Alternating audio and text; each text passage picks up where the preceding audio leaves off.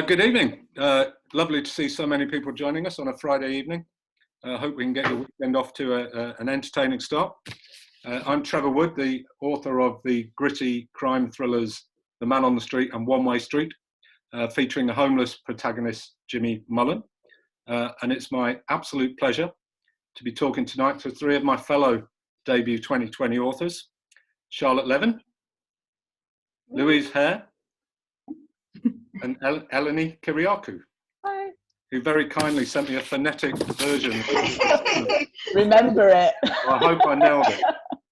We're going to be talking about how to create compelling characters. First, a little bit of housekeeping for you. The chat room is open. If you click on the chat button, you'll see it, and there's a little drop-down menu on there which you can change to all panelists or all panelists and attendees. If you want to chat amongst yourselves in there, feel free. If you want to direct questions to a panelist, you can try, but hopefully I'm going to keep them too busy to even notice. We will try to keep an eye on it and pick up on anything interesting. But if that fails, we also have a Q&A option. So somewhere on your screen, normally at the bottom, you'll see a Q&A button. If you've got questions you'd like me to direct to the panelists, I'm going to leave about 15 minutes towards the end when I'll plough through those. If there's anything in there that I think we've already answered, I might skip them, but stick them in there anyway, and we'll see how it goes. So let's start with a quick summary of your books, guys, and your main characters. Louise, who you may recognise from her recent starring role on the BBC's Between the Covers, tell us about this lovely city. So to show the book first. So this lovely city, I've got two main characters. I've got Laurie and Evie. So the book is kind of divided between the two of them. And it's a murder mystery set in Windrush era London. So 1950 with some flashbacks to 1948.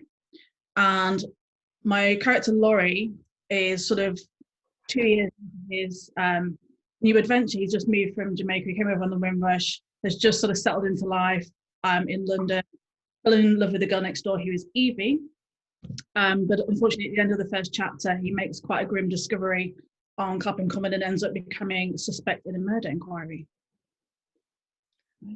Thanks, Louise. That'll do for now, I think. I'm going to try and do tonight without any plot spoilers, because I'm assuming not everybody here will have read all the books. But I don't know how that will go. It's quite difficult talking about characters and not spoiling the plot. Charlotte, who you also may remember from the telly, from a brief appearance in Emmerdale several years ago. But maybe not. Tell us about If I Can't Have You. Okay, so here's If I Can't Have You, and it's about a character called Constance Little, who's a young woman who's moved from Manchester to London following her mother's death, and she begins an affair with a doctor in the medical practice where she works, but when he ends it, basically the book is her descent into obsession. Excellent. Now we'll move finally to Eleni, who Google would have you believe has designed the costumes for the Olympic torch lighting ceremony, but I nearly fell for that trap, given that her main character is a seamstress. But it's not true, people, let me tell you that. Eleni, tell us about She Came to Stay. Okay, She Came to Stay, which is behind me and also here, the paperback, is the story of Cypriot immigrants coming here in the 1950s, Soho, London, during the Great Smog. It follows Dina, who's here for a bigger, better life, and she's here with her no-good brother, Peter, and they meet this amazing Cypriot woman called Beba, who doesn't look like anyone they've ever met before, who's Greek, and it's Beba's past that sort of crashes into their lives and all hell breaks loose. Thank you. So let's start right at the beginning. Which came first? Did you think of the stories first, or did you create these amazing characters and then think, what am I going to do with them? I'm going to start with Charlotte first, because Constance Little's such an amazing character that I genuinely think you could put her in any story and I'd read it. So I kind of think you might be the one. That'll make all my future books easier. I just put that to my publishers. I think I'm begging for a sequel here. But I can just imagine you created the character and then thought, what am I going to do with her? But maybe I'm wrong. I didn't. I had the premise of the book, like I knew I wanted to do a sort of reverse. Stalking is quite a well done trope, let's say, and it's usually you're on the side of the victim, and I wanted to flip that on the head. But also, so Constance was sort of born out of thinking, who could I have? What could have happened to her? Who could she be? Because I knew I wanted the audience to kind of really be rooting for her, even though she's doing things that nobody should be rooting for a character that they do. So I knew I had to make her kind of sympathetic in a way, but she's not. She's not particularly nice or anything. But so she needed certain things. It couldn't have been. You're saying Constance could have been in any story, but I don't think another person could be in this one and it worked. Yeah, no, I think the stalker hero is a pretty hard trick to pull up. Yeah, right. Yeah. So the premise first, and then Constance. Okay, are you the same, Melanie? I mean, I know your kind of book is very loosely based on your parents arriving and all taking a slightly different route than it did in real life.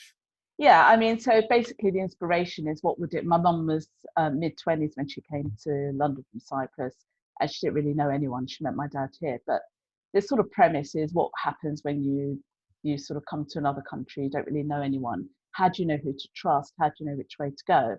And so I just thought, what would it be? So the situation kind of came first, and then I thought about the characters, and then I sort of had the idea of a character that I suppose was quite similar to my mum in that she's a seamstress, my mum was a seamstress, but also just quite sort of wide-eyed and innocent, hadn't really lived her life very much. And then I thought, what can I do to scupper her? Who can I put her up against? So I gave her this brother who is just like the worst person ever. He's really feckless. He loses all their money gambling. He can't be trusted. He tries and tries, never manages anything. And he's basically, like a real liability. And then I had the other character, her friend, this amazingly glamorous, very worldly woman called Beba, who is actually the opposite of Dina. So she's sort of quite sophisticated. She's quite cynical. She has got a bit of a dodgy past. And so I wanted characters that were kind of going to collide a bit. So that's why I created them the way they did. So they'd spark off each other. I like that. I don't think anybody knows who said it, but there's a phrase about putting your characters up a tree and throwing rocks at them. And I've always really liked that as an analogy about how to make a story work. And I think you do that like tenfold.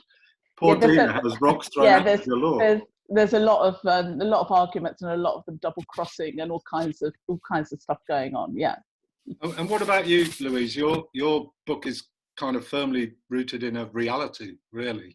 So I'm guessing with you it was the story first, and then you started to think who would be in it. But maybe I'm wrong. You are wrong, actually. I often am, Louise. Strangely. True, he is.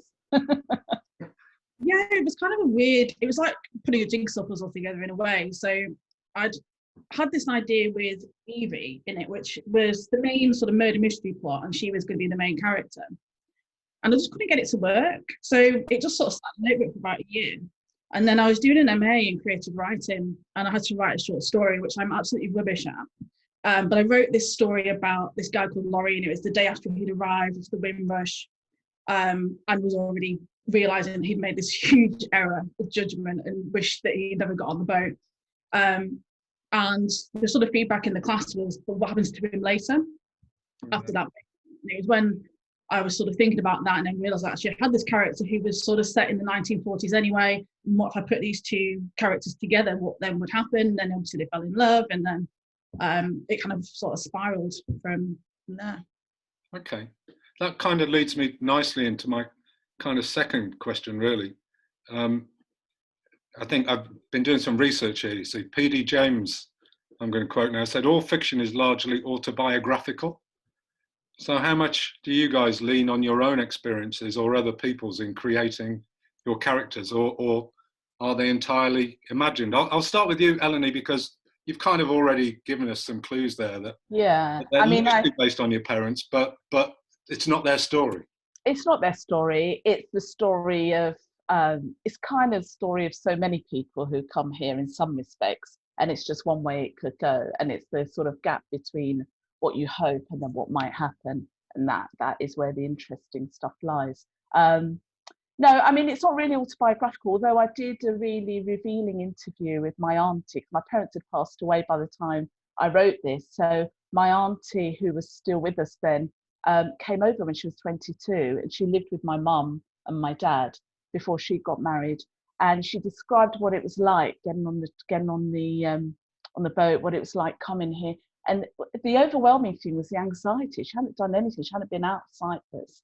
And just arriving in Victoria and just thinking, what now? And there was one point at which she didn't have the right ticket, and they were in Italy, and she was literally worried they were going to throw her off this boat and she would never get to England. So all her anxiety and her fears and that whole sort of that stuff you go through when you come somewhere you don't really, even though she knew people here, that's what I fed on for the Dina character, for the main character. Although Dina is much more adventurous than my auntie was, and she was kind of a little bit more outgoing. There's quite a lot of autobiographical stuff in that. It's just experiences, really, my parents. Yeah. Has your auntie read the book? No, unfortunately, we're dropping off like flies in my family. Oh, unfortunately, no. my auntie passed away, but she knew I was writing. I interviewed her and I listened to it actually the other day, and it's it's amazing how much of it did make it into the book. Yeah, it's quite amazing, really. What about you, Louise? Is there anything of you in Evie? Yeah, I think, obviously nothing to do with the main plot, so I want to make that very clear. Yeah, I think I've used a lot of my own experiences when I was talking about Evie's childhood, for example, and things that happened to her. Because I'm not from London originally, so a lot of those sort of Laurie arriving in this big city and the things that he notices and where he goes are sort of the places that I first went to and what I first thought when I first moved to London and moved to Clapham, where a lot of the book is set. So yeah, I think things like that, I definitely sort of leaned on my own sort of memories and experiences. Because you're from up north, Louise, aren't you? Yeah, I am. I've been down years. Yeah, it's quite nice doing sort of like a trip down memory lane, walking around the area where I used to live in Clapham, and just sort of thinking, imagining being Laurie and walking the same streets, and imagining what had changed and what would still be the same. Yeah, sure. Because Charlotte's book, of course, is entirely about an up north woman who moves to London, really, or is in London. I'm just going to read, for people who haven't read this quote from Charlotte's acknowledgements. My gratitude to the men throughout my life who have treated me in less than acceptable fashion. Without them, I wouldn't have been able to create such shitty male characters. So, anything of you in this book, Charlotte? No. I come from a long line of stalkers. Yeah. No, there is, I think a lot of women can probably in some ways relate to Constance. Well, I know they can because I get lots of messages from them. But I mean, the fact that she's from, I moved to London when I was 19 from Manchester. So that very much came from me, that feeling of being, I was too young when I moved, and I think she's got that sort of naivety as well. And I think with Constance, it's not like I'm not a stalker, let's describe it like that, but I think we've all felt those feelings that she has, that sort of like rejection and not knowing what to do and thinking that you want someone back. And so I think that's relatable, but it's just the idea of taking that a step further than you do. Yeah. And did you choose her name to share your initials deliberately? Was that Yeah, I did. And also I thought that her name is like constant. Yeah, I like that, actually. I was going to ask about names later, but that is interesting because that's what she wants, really, isn't it? She wants constancy, and she doesn't get it. Yeah, so it was all the other. Well, I'll save that gem of information for when you I also like the fact you called her Constance Little, and your Twitter handle is Tiny Charlotte. You're I know. clues out all over the place. I knew I wanted an L, but then I was friends with someone with the surname Little, so I stole that. It wasn't, but yeah, I am Tiny Charlotte. Coincidence. Let's talk about how you decided to tell these stories. How you chose how your character would talk to the readers.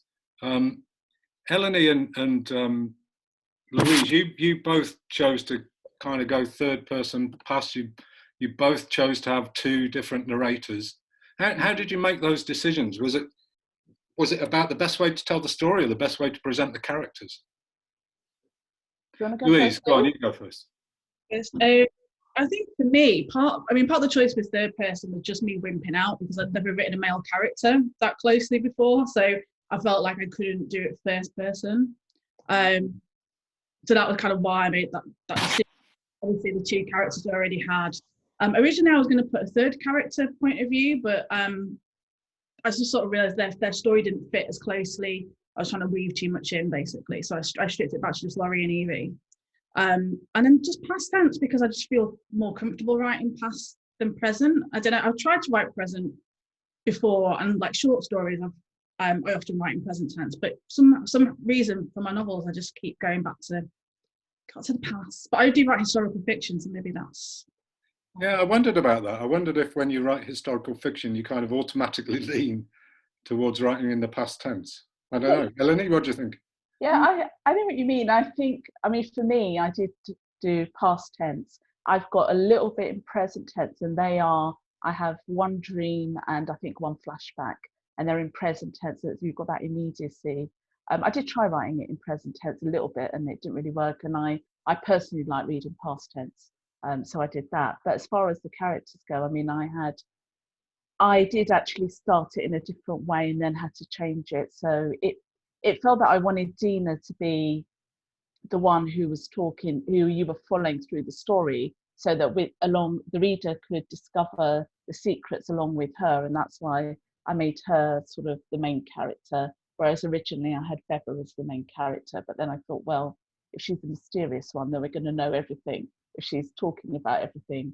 So I mean, I think it's trial and error. I mean, I stumbled over that a lot. It took me months to figure out, is it past tense? Is it third person? What is it? And sometimes I think you have to do that. I also had a third person in it as well, another character who I really liked. I liked this point of view. And then I was told I had to cut it. And I thought, yeah, I know you're right. I really like it, but it has to go. You do have to just keep trying it until it sort of works. It's what the story needs, I think. What's the most interesting way of telling the story? And for me, the way I chose it, I thought was the most interesting. It was all about revealing secrets, someone knowing something someone else doesn't. You know, it's that kind of a book. So I think the tenses I used helped that. Okay, I noticed you mentioned it kind of briefly, but the prologue's written in the present tense. Yeah. And it's also not identified as to who it is. And I went back and reread deliberate. it. Yeah, that could be either of your two. that could be either of them, and it was intent. And you're one of the only people I think that's actually picked up on that. You and my editor, but I mean, well, I'm super smart, Eleni. You know. Yeah, you just only read the first page, didn't you? No, it's meant to be that it could be either woman. Yeah. Stepping off the train. Really well. Yeah, thank you. And it is because there is a point in the book. The women are quite different to each other. But there is a point where there's almost like a crossover where the one who is meant to be the force for good is sort of teetering on the brink. And it's not that the one who is more shady is ever going to become a good person as such, but there is a point at which, you know, the innocent person is sort of corrupted, I suppose. I like that. And there's a little bit of a crossover. They're kind of the same person, different sides of the coin, maybe. Yeah, it's very clever. It kind of says, you know, whatever fate throws at you could determine your journey. And that's the thing, it's like, you know, who knows which way things are going to go, and that's the whole story of, you know, an immigrant coming here. It's like anything could happen, really. Yeah, okay. Charlotte, you're the only one who chose first person, but I guess if you're going to write about an obsessive character, you kind of got to go there, haven't you? It was very, I mean, yeah, there was no choice needed. It was like the only thing that when I did many years prior, me and Eleni were in a writing group hundreds of years ago, and it was still first person, but when I started writing it this time, I wanted to make it more obsessive and claustrophobic, so I directed it to him, to the object of her. Oh yeah, okay. So so I don't know what is that first. That's first person with second person something. Let's not get too technical, Charlotte. Sorry, yeah, I don't know what it's called, but that's what I did. And then after I did that, but then my agent was saying we need to ground it in some way, so I did I made it a letter at the beginning, but I'd already written it to him, even though I hadn't like done it as specifically a letter. Because it is difficult. I know my character Jimmy, I write in very close third, but he narrates the whole book in essence, and it almost feels like first. But I kind of decided he would never tell you his story in first person. He wouldn't want you to know what he was thinking or what he was doing. So I had to tell it from a slightly distant point of view. So I think it kind of says something about your character when they're prepared to reveal all, I think, in first person. I do think close third really can work really well. You can get so close if you do close third person. Yeah, because you can still say what's going on in someone's head. It's just not them necessarily telling you. And also, it's that's what I've used for Beba, the mysterious woman in my book, the second character. It's a way of you sort of seeing what kind of person they are, but also they can kind of lie to themselves a bit, and you see the gaps between what they're showing you and what's actually going on, and you can decide what you think. It leaves a space for the reader to really figure things out, I think. Yeah, I like it very much. Yeah, so do I. Yeah. It took me a while to get used to it, but I really like it. Yeah. Okay, that's interesting. You sometimes hear people talk about building a character from the ground up, which kind of generally means thinking about all the tiny details about what they have for breakfast and, you know, what order they might put their clothes on in the morning and all this kinds of things. I wondered if you guys had done any of that, or if there were any other exercises that you'd tried that helped you to develop your characters, Eleni?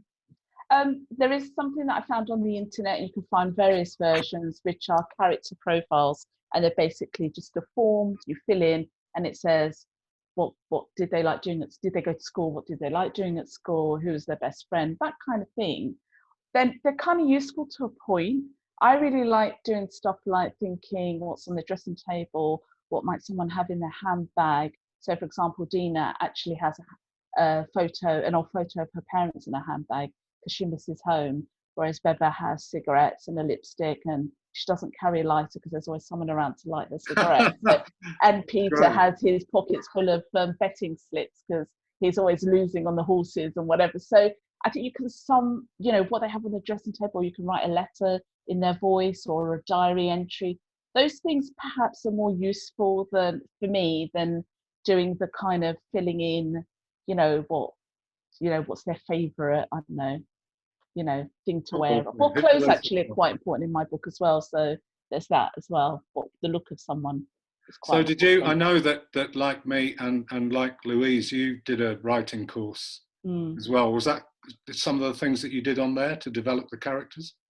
I think I think there was a writing group I was in once that I've done various things, but where they said a diary entry is quite interesting, and that's a way of doing a sort of a little first person exercise. Even if you're not going to use first person in the book, it's a way of getting inside someone's head, how they talk, how somebody talks to themselves versus how they talk to someone else.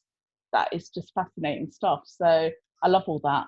I love all that. Many years ago in my former life as a playwright, somebody suggested I wrote a little piece from each character talking about what they thought of all the other characters in the play.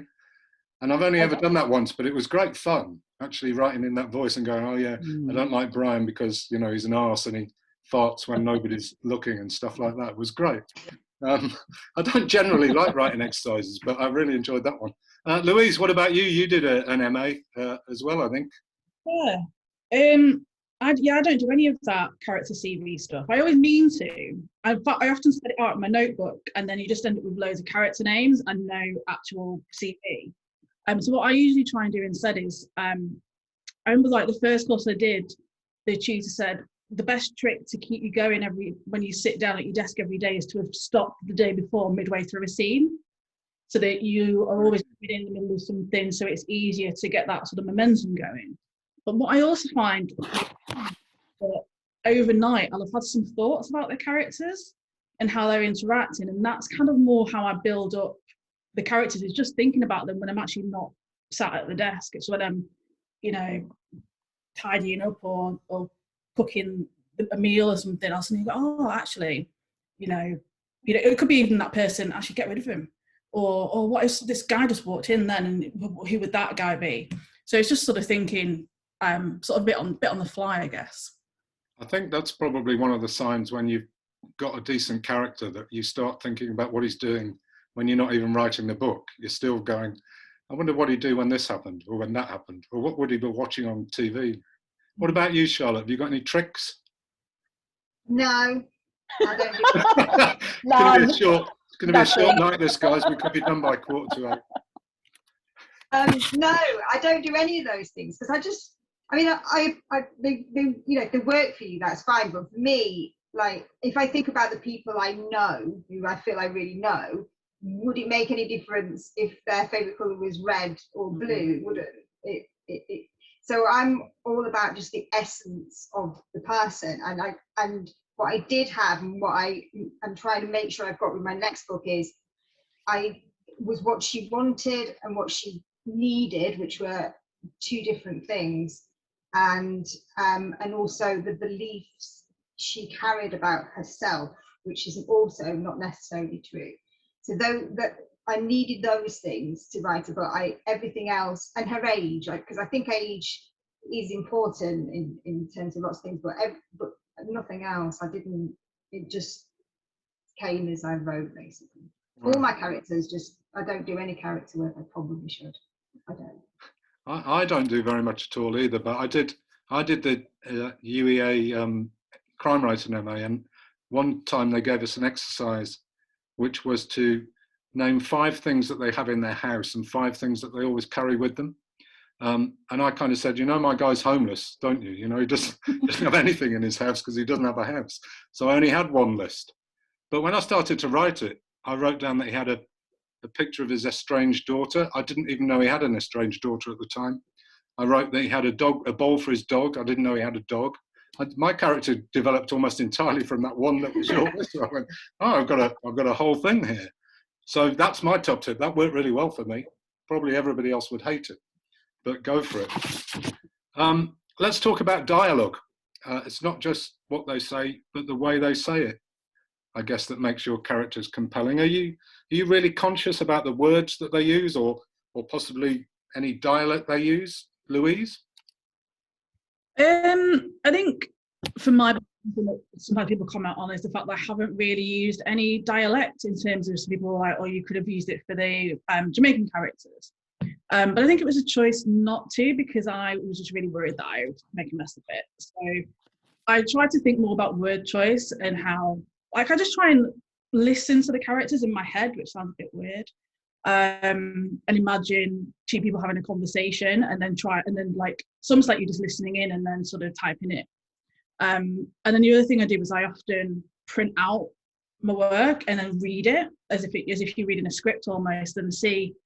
I think then you can figure out if it sounds right or natural, or if it sounds really jarring, or you've just got a big info dump in the middle of a scene where someone's just telling someone everything that's happened that day.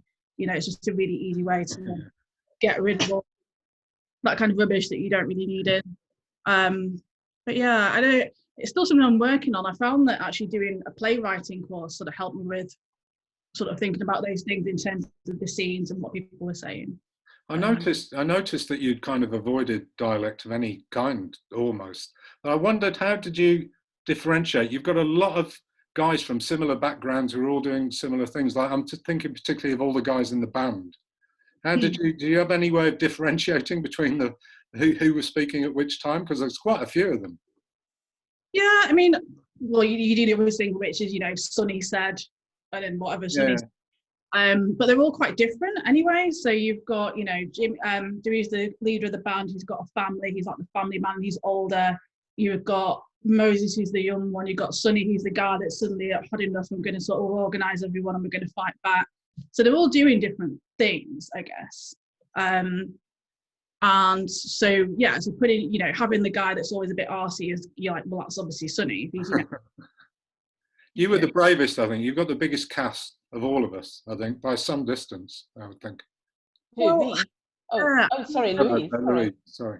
Sorry, I've had a bit of wine and I'm just carry on without me. Eleni, what about you? You do drop in the odd bit of dialect, the occasional Greek simple word. I drop in Greek words, and mostly food or words like mostly food and drink and stuff like that. And they're in italics, but I've written it in a way so that you would know what they meant. We talked about maybe having a glossary and then decided against it. But as far as dialogue goes, I mean, the characters speak a bit differently in that the Tina, the main character, is, you know, she hasn't got anything particularly distinctive about her language except that her English isn't great. And so it's quite hard writing something where people are meant to be speaking another language. Yeah. So you have to say at some point, oh, everyone's speaking Greek, by the way, and then occasionally they'll speak English. So there's a bit where they go to Selfridges to look at some clothes, and Beba puts on her very posh English voice. Whereas Beba is very much, everything is darling and fabulous, and she's kind of got that slightly fake sort of veneer as well. So I think I love dialogue. There's a hell of a lot of dialogue in my book. So I just, I mean, if I could just do dialogue all day and love it. But I think it is quite important to get an idea of, to know who's speaking without having to do the kind of, you know, Beba said or whatever from what they're saying. And also 3 characters in a room. And I've got quite a lot of scenes with 3 characters in a room. And they have to be quite distinctive. But I think that comes with, when you build a character and as the story develops, you get a much clearer picture of how they would speak. So, for example, Beba everything is like quite curt and quite sort of to the point, because she's a bit sort of just get on with it, whereas Dina is a little bit more forgiving and a bit gentler. And I think you can take that into dialogue as well. Think about the person, their personality. How would that person really speak and come across? Yeah, I try and cut out what I call $10 words for my character, because he's not particularly well educated. You know, he doesn't speak that much anyway, but my writers group are constantly saying, God, that's not a Jimmy word. You wouldn't use that. I'm constantly kind of dumbing it down, really, if anything, which, you know, goes against all your writerly instincts, I think. But yeah, I don't know. I think it works pretty well doing it that way. What about you, Charlotte? You've got a Mancunian running around in London. You don't make her overtly northern, I don't think. No, I don't. But I think like she's got possibly like a bit of a northern humour to the things she says. But no, I don't do anything dialect wise. And in terms of like how I write dialogue, I do everything I'm not supposed to do. In terms of I do lots of I do lots of and like hesitation, and so a lot of the dialogue is sort of like they start to say one thing and then they finish off saying something else, so it's sort of quite natural, but I know that's not what you're supposed to do. And also you know, if you read anything about dialogue, they say, you know, don't put all the nonsense stuff like have a nice day. And so much of my dialogue is like about, do you want a coffee? Have you got a coffee? But it's always saying something else. So even though it is just asking for a coffee, it's actually, you know, it's the subtext of what's happening is completely different. But on the surface, it is people asking, you know, would you like a coffee, or can you make me a coffee, and things like that. But that isn't just what it's doing. I think it works. I think naturalistic dialogue works great. I don't know why people, you know. I actually can't write dialogue without doing that. Yeah, I put loads of ums in. I type a lot. I probably, if I did a search, there'd probably be at least 100, I think. I think that's another thing that's quite interesting as well as that is when you're doing dialogue and you've got like all characters in a scene, it's really interesting to think about where the power is in that scene. Who's got the upper hand in that scene? and you can get that across in dialogue, and all, like you were saying, Charlotte, all the unsaid things, all the sort of gaps, or saying one thing and meaning another, or not saying something can say so much, if you see what I mean. So I think that's quite interesting as well. And what about, you know, we're often told that character is action. And I mean, you throw all three of you throw your characters some real moral challenges at times. And it's interesting the way you get your characters to react to them. Some of them kind of go slightly dark, some of them shy away from those decisions. I'm just interested about the choices you made and how that you think that reflects on your characters. What about you, Eleanor? You throw all kinds of stuff at all of your characters. Yeah, I mean, I think you see what people in life, you see what people are really like when they're up against it, don't you? That's when someone's real character comes out, when something dramatic happens. How do they react? How are they with other people? Are they just there to save their skin, or are they helping someone, you know? So I think you can see really a lot about people depending, you know, if they're up against it, something big happens. Yeah, I mean, I think that it's really, you can't force it. I mean, there was a bit in my book quite near the end, I'm not going to tell you what it is, but where I was desperately trying to make something happen. And it's funny because my editor said to me, yeah, she wouldn't do that. And I was like, no, you're right, she wouldn't. And so I rewrote it, and she looked at it and she was like, yeah, I think that's better. Then it went to the copy editor, and then who is the person that kind of looks at everything and just checks you've got all the 1950s details right, all that. And then she came back, she was like, yeah, this is good. And then there's this bit here, would she have done that? And I thought, oh no, we thought we'd fixed that. And then you realise you haven't fixed it at all. You tried to patch it up. It's not going to run. You're not going to be able to get away with that. So I then had to really think about, okay, if she wouldn't do that, what would she do? And sort of I went a completely, stuff like Kenny says, unless you read the book, I went completely the opposite way and thought, let's make that happen. And you know, like you have a plot sometimes and you're desperately trying to shoehorn your character in, and you're thinking, yeah, that's fine because I've got this great scene, I've got this bit I really want to write. And sometimes you just can't do it, because I think readers can see that if there's that false note, if there's a bit where they think, yeah, that's a bit too easy, that's a bit tricksy, it just is, it's kind of cheating the reader a bit. You've got to be true to the character and how you think they would really react. Yeah, it's interesting, isn't it? We created these people and then we kind of go, oh, you wouldn't do that.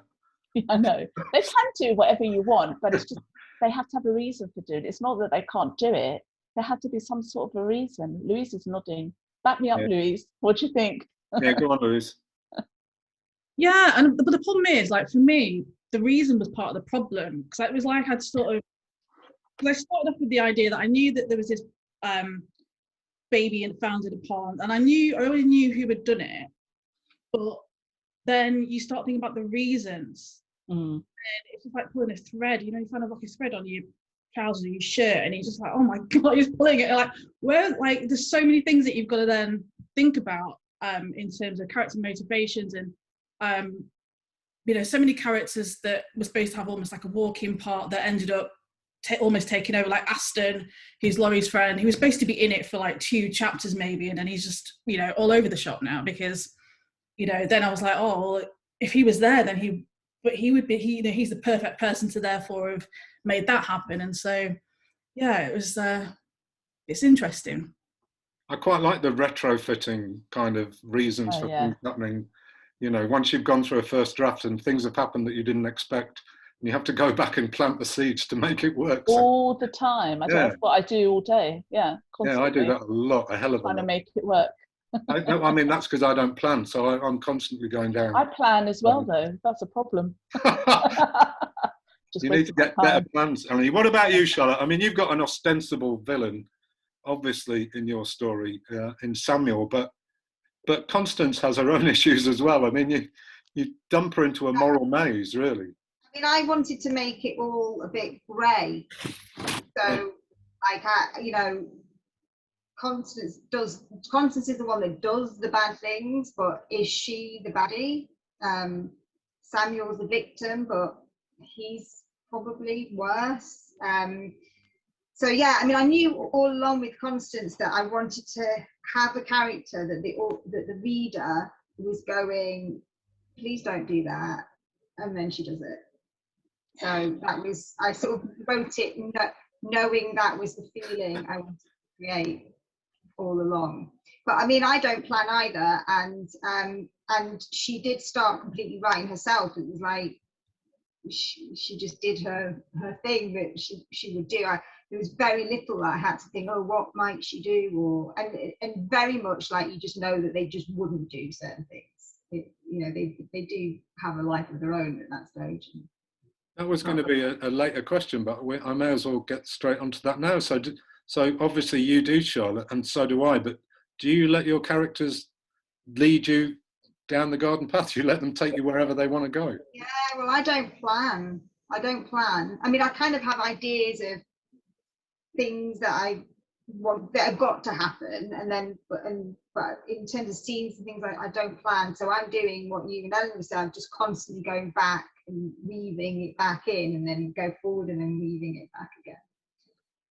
So yeah, they do sort of get a life of it, and it is, and I think you can tell with stuff when, there were some books where the plot was there and the writer's going to make that character do that plot thing regardless, and I think that's when things don't quite work. I think you're right. It just doesn't ring true, does it? Yeah. I will continue this. Can I remind people out there, we are going to take some questions from the Q&A box in a couple of minutes' time. So if you've got any questions you really want to ask the people on the panel, put them in the Q&A and I'll get to them in about 2 or 3 minutes. So what about you, Louise? Do you let your characters just run riot? I don't have a choice, really. They kind of just do it. So I've just finished the first draft of what will hopefully be my 3rd book.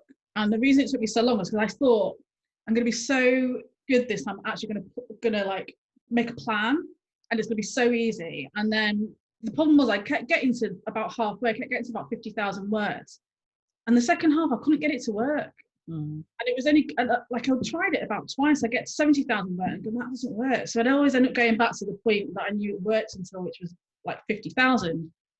And then I just went, oh, do you know what do you guys want to do? And they're like, we want to go over here. And like, it sounds a bit like, okay, I'm just going to sit here and see if I just throw the plan out and come back to it later because it's not working, what would make sense? And I think as well, because I was trying to weave in like a real life person as one of my characters. Oh, okay. Follow the real historical thing, and he's still a character in it, but I've just gone, let's forget about that because it doesn't actually matter to the main plot. Let's just think about the main plot and what these characters would actually really do as the next step, rather than what I have been trying to force them to do. Yeah. So maybe what you think happens, what you think matters when you first start writing a book versus what actually matters when you finish. And you can just get rid of something that you felt really attached to, and actually it didn't matter at all, but you spent a month trying to make it work. Or 6 months, so. Yeah. I was the opposite, Eleni. I had a character, a fairly minor character in my first book who I killed off. And then we decided there were too many people getting killed off, so we kind of saved him, really. But then he turned up in the second book. I was like, what are you doing here? I didn't know you were coming back. I was quite glad I kept him alive in the end because he came in quite useful in the second book. We've all written about outsiders, really, all 4 of us. People who are kind of, excluded from their society a little bit because of their nationality or their race or the fact that they're northern, trying to make a way in London, or in my case, a homeless guy. Do you think there's something more interesting about that, about putting somebody in a place where they're not that welcome and they're not amongst friends and they have to kind of find their own way of making their life work? Charlotte, go on. You go first this time. Well, I didn't consciously think of that, but I suppose it just does. Because it's sort of instantly adding conflict, isn't it? Because it's not comfortable and fish out of water, and so you've instantly got that, which is always good. I didn't do it consciously, but that it was weird because I knew she was going to be from Manchester just because I wanted to make her from Manchester, but that kind of element of it and her loneliness and things like that really developed as I was writing it. And like Eleni was saying, that then actually became the core of her issues and things. So yeah, I don't know what the question was, but that's my answer. I mean, you do it quite subtly, but there's kind of a class issue as well in your book, especially between her and Samuel. I wanted to make, I mean, I'm glad you think I did it subtly, but that was, I was very, you know, I wanted to do that. I wanted to make that difference, because obviously everyone else around Constance is quite wealthy, really. I mean, even Edward, who's lovely, he's sort of clearly sort of wealthy, but in a kind of more eccentric way. So yeah, that I think that really added a thing. Especially, I think the class thing was very important with the relationship with Samuel, because you needed that power play all the time, and that he always had the upper hand and the power. But then until she's stalking him, and then she feels she has, you know, some control and power there. And what about you, Louise? I mean, almost all your characters are kind of excluded in some way from parts of society. It's an interesting world.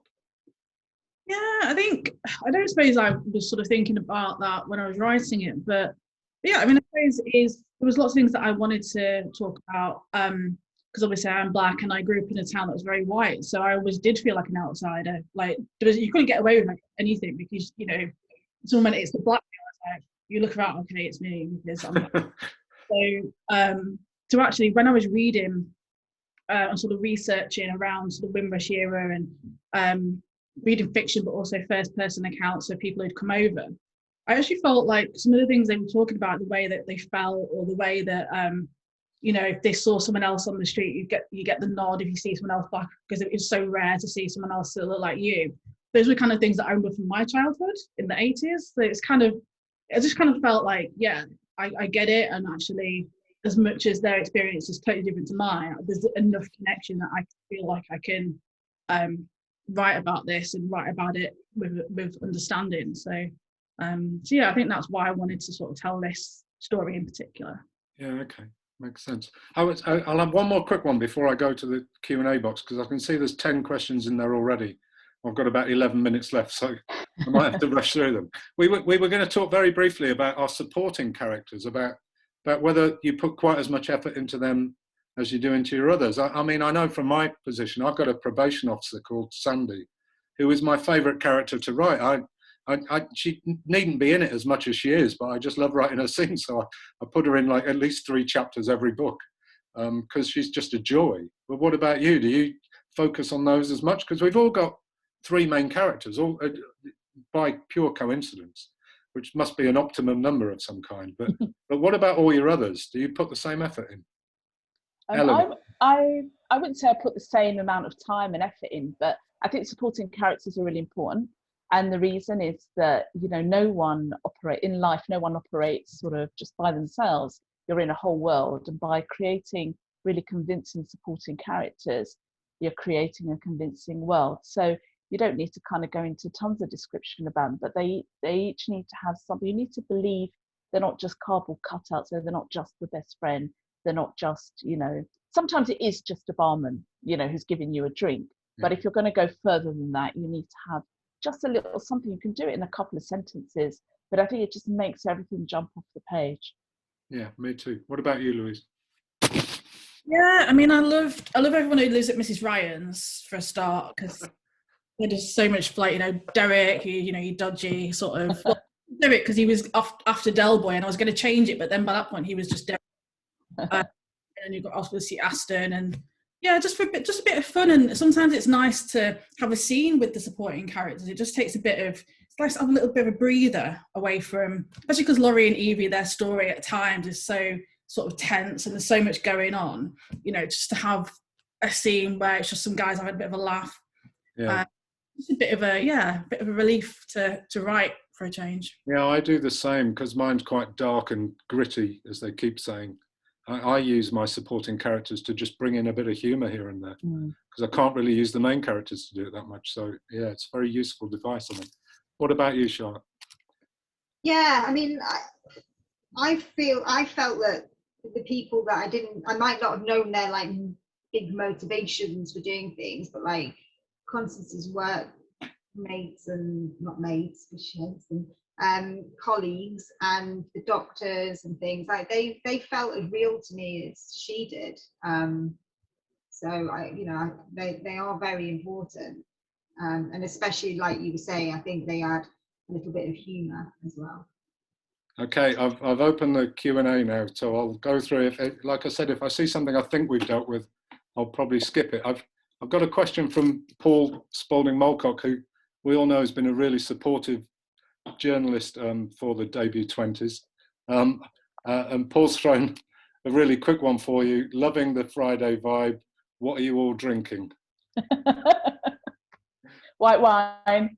And I have to admit, I've got a bit of water in it, otherwise I'd be so pissed now rather than just a little bit pissed. Louise? I've got a nice Rioja that was on offer. Charlotte? Chamomile tea. I'm just so fun. I thought you'd be drinking tea. What about you, Trevor? What have you got? And really unusually for me, I've just got a glass of water. I had a beer at our earlier chat and I had a glass of wine with my dinner, so I thought that was probably enough. Question for you, Louise, from Helen Yendel. Were you conscious of making your characters sound as though they were in the 1940s and 50s, or did you not worry too much about that? And I guess that's the same for you, Eleni, really. Do you mean language, presumably, in words? I guess, and sometimes the words they use. I guess vocabularies have changed since then. What do you think, Lou? Then I always try and read fiction from that time, and sometimes there's random words that you come across and you think, oh, that's brilliant, we don't really use that word anymore. So I'll write it down and I'll try and maybe use it in some dialogue later on. But I mean, other than that, it's more like trying to keep the anachronisms out and just sort of remember that it is a different time and people use different words. They wouldn't maybe have sworn as much or in the same way that we do, and things like that. I think I was more conscious of. Yeah. What about you, Eleni? Same? Yeah, I agree with Lou. I mean, basically, it's just occasionally you might put something in and you just think, no, that's a very sort of 2021 saying or whatever, and that has to go. Or words that, would they call a policeman a copper? What would they say? That kind of thing. That kind of thing. I wrote a play once set in the 1900s, and I had a character saying "Heavens to Betsy" quite a lot, which I really enjoyed. I wish we still said it. It's great. I do. I like this question from Fran Quinn. Which of your characters would you most and least like to go on holiday with? I wouldn't go on holiday with holiday with Constance. I'm just saying that right now. It's never happened.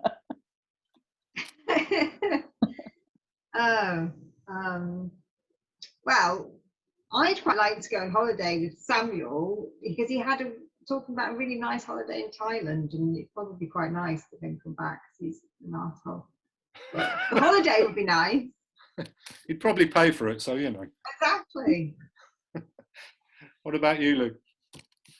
I think, if we're talking about being sort of a safe holiday, I think Delia would be a safe person to go on holiday with. You'd have a laugh. You might have a gin and tonic of an evening, and that, you'd have a nice chat. I think probably the worst person would be Aston, because you'd create chaos, you'd get arrested, it would just go terribly wrong. Eleni, it's got to be Beba, surely. Yeah, I mean, Beba in the first half of the book, but not the second. And that's not a spoiler, honest. And the person I would least like to go on holiday with is probably Peter, because he'd just spend all the money anyway. Oh, yeah. Penelope Jenkins, another of our debut 20 group, says, were you asked to change aspects of the story or the ending by your agent or editor? And if so, do you think it benefited the book? I changed my ending. Like the day it was being sent to my editor because of that thing I was saying that didn't work. And it is so much better for it. I'm so pleased I did it.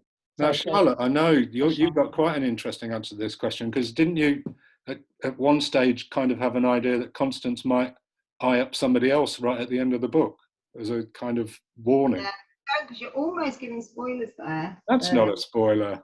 That didn't happen. I had a different ending, and they said it's a little bit dark. It was dark. I liked it. That's code for what? It's still quite dark. That just shows you how dark it was. So they wanted to have a little bit more hope for it. But also there's a letter at the very end, which I feel like ties the whole book in, from Constance's mum. And I literally wrote that letter like 10 minutes before it went to submission to editors, to the publishers. And it's a bit scary because it feels so important to me, like that it ties the book in, and yet it's really weird how things can just happen so quickly and then just get added on. What about you, Louise? Yeah, not so much the ending. I did rewrite it, but the same things were happening. It was just moving some pieces around. But I mean, this was a really hard book to write for me, like structurally with all the flashbacks and everything. So it took, I mean, at one point, Laurie and Evie got married and went on honeymoon, and my agent was like, there's a dead baby. I don't think, you need to think about the fact that there's a murder mystery going on. So there was lots of diversions that were cut out and new scenes put in that were more focused on there being a dead baby. Okay. For my part, the book that went out on submission the first time and the book that was signed eventually had a completely different main murderer in it, completely different. Oh, wow. Completely different rationale for why it was done. He was a kind of minor character in the first version, but that all got changed whilst it was out on submission. It's kind of interesting journey. But it was obviously worth it because it got picked up in the end, so woohoo. Got a nice question from Lucy Barker, which actually I did mean to ask at some point, and it's about the appearances of your characters. I know Mark Billingham doesn't describe any of his characters because he kind of likes to leave it to the reader's imagination. What about you, Charlotte? Do you describe Constance? Very much. And weirdly, literally today, somebody messaged me to say they enjoyed the book and that she found it really refreshing to have a female protagonist that doesn't focus on what she looks like. I mean, obviously it's first person, so unless you do the I'm in the mirror and my, which avoid. So I drop in little things about what she looks like, but I don't ever describe her. So I don't know if people see her all completely different, but I don't actually do a definitive description of her. Okay, I can't remember, do you describe the other characters? Do we know what Samuel looks like? Yeah, I do, but I'm not a fan of list descriptions really. So I do describe, but I do it with an action, like I add a description with some kind of action. So the description weaved in rather than just he's this, that. Louise? Yeah, I do. I was just thinking that I don't think I do describe them in much detail. I know there's a bit where I compare Laurie and Aston, because I say that Laurie is sort of taller and skinnier and Aston is shorter and sort of stockier. But I think other than that, I kind of, because I like, when I read, I like to just sort of make my own person in my head. So I think I kind of like the idea of leaving it to the reader and giving, the odd detail. But other than that, kind of, you picture them as you wish. Yeah, and Eleanor, you do describe them, I think. Yeah, quite a lot. Yeah, I mean, I'm shallow like that. Yeah. Basically, the main character is a seamstress. There's a lot of clothes in it, and she works part time in a nightclub, and so that you describe the acts and what they're wearing, and also the other character, Beba, looks a very particular way, and that's part of her whole her whole personality is about the fact that she sort of changed the way she looks, and sort of the question is why, so absolutely. The way people look is quite a big part of the book. Okay, I've got time for one last question, which I'm going to take Deb Palmer's question here. Particularly interested to see what Charlotte says about this. I'm rewriting my novel and I keep moving between past and present tense throughout. Why do I do this? Or will I work it out for myself by the end? Does this ever happen to you, Charlotte? In fact, I think I'm going to see if the publishers will release 2 books, one in first person, one in third, because I've basically written 2 books and I still haven't decided. So yes, Dad, it does happen, and I can't tell you that problem goes away because it hasn't yet for me with this book. But yeah, I think it's just I think you just have to think like how does this story work best, I think, and sort of also think ahead to really important scenes and think how is that going to work best as a first person or third person, and you will get there eventually. It is tricky. I mean, I may have a solution for you, Deb, because both of my books, I have a current storyline which is written in the past tense and a past storyline which is written in the present tense, just to make things really confusing. So I get to do both. So I have my cake and eat it. So that might be an option. There are very good reasons for why I do that, but I probably haven't got time to go into it. But basically my main character kind of lives in the past. So, you know, everything that he remembers, it kind of feels like it's very current. So that's my solution. What about you, Louise? Have you moved around at all? I think it's like the one thing I haven't really changed. I just always seem to migrate to past. Sometimes I flirt with present and I write a page and go no. So we'll see. I'm sure I will encounter issues in the future though. I think it is pretty common. Eleni, have you moved around? I have, just because in the next one I'm writing, I've got some courtroom scenes, and weirdly, for some reason, I've decided to do those in the present tense, which I never do. They just seem to work, but I'm mixing it and seeing what happens in it. I'll probably have to scrap it all and change it, but we'll see. Yeah. Okay. Thank you. Well, look, thanks everybody. I'm afraid we've run out of time. I have just, I don't know if you've seen it, but I've just put the link to bookshop.org into the chat room. You can get all of the paperbacks that are just out. Louise's and Charlotte's are out. Eleanor's is out next week, I think. Yep. If you go to that link, you'll not only see their books, but a lot of the debut 2020 books as well.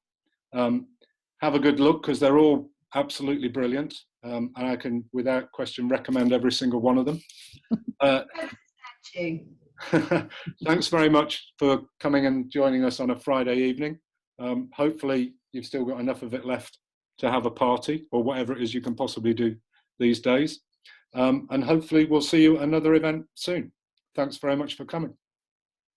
And bye-bye. Thanks, everyone. Bye.